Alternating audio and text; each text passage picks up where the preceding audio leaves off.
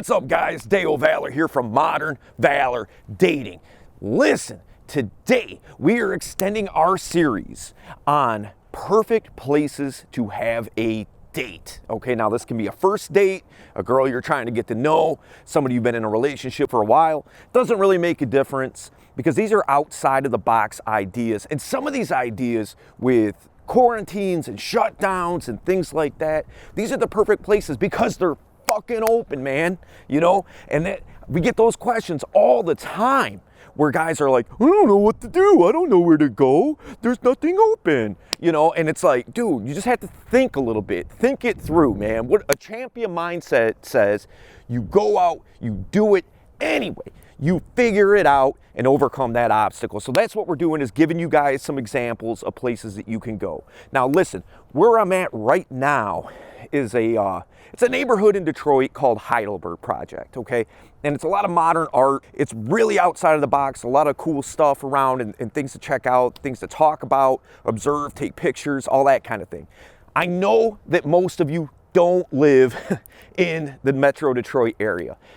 The reason I wanted to come here and show this is because no matter where you live, there's going to be something that's going to be a destination spot that's cool and outside of the box that people don't really think about when it comes to a date idea, right? So you may not have Heidelberg Project for you, but there's gonna be something, man. There's gotta be something where you live, all right? So I'm just trying to help you spark a few ideas, okay?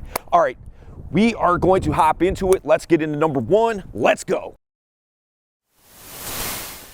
Hey guys, wanted to take this quick time out just to remind you, if you're getting value out of this channel, make sure that you hit the subscription button, hit the notification bell, thumbs up the video, comment on it if there's something that you want us to touch on. We're all about giving you what it is that you want. That's what we're here for. We're here for you, and we don't want you to miss anything.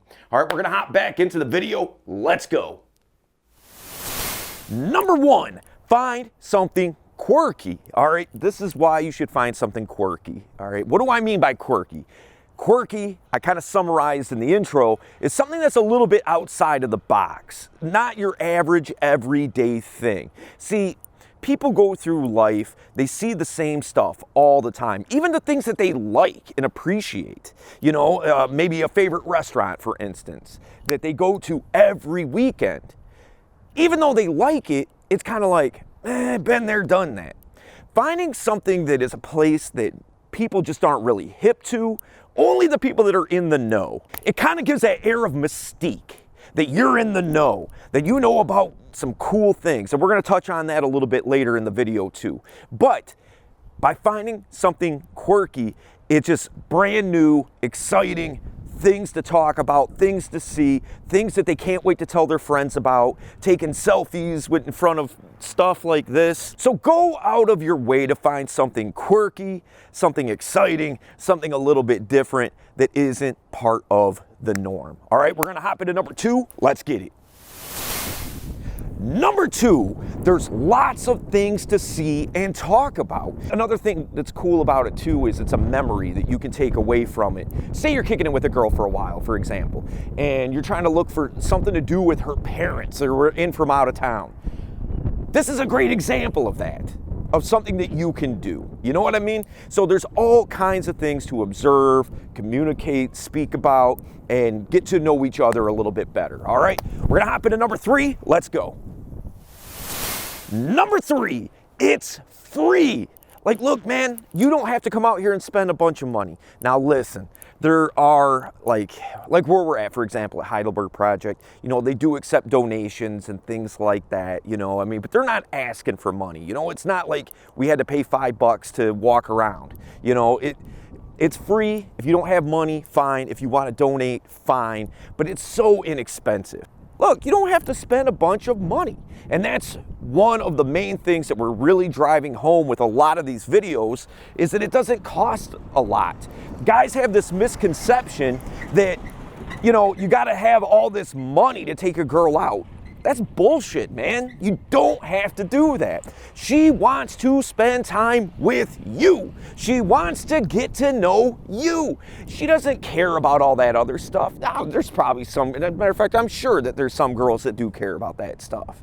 But why are you hanging out with them to begin with, man? That's where screening comes in. Screening for what you want. And as a matter of fact, on January 30th, we're going to be doing a live Zoom event. We're going to have it linked up here in the description for this video. There's a link there. You can go and register. It's all about getting what you want and understanding how to get what you want and how to figure out what it is that you want so then you can go out and get it. All right, I want to see you guys there.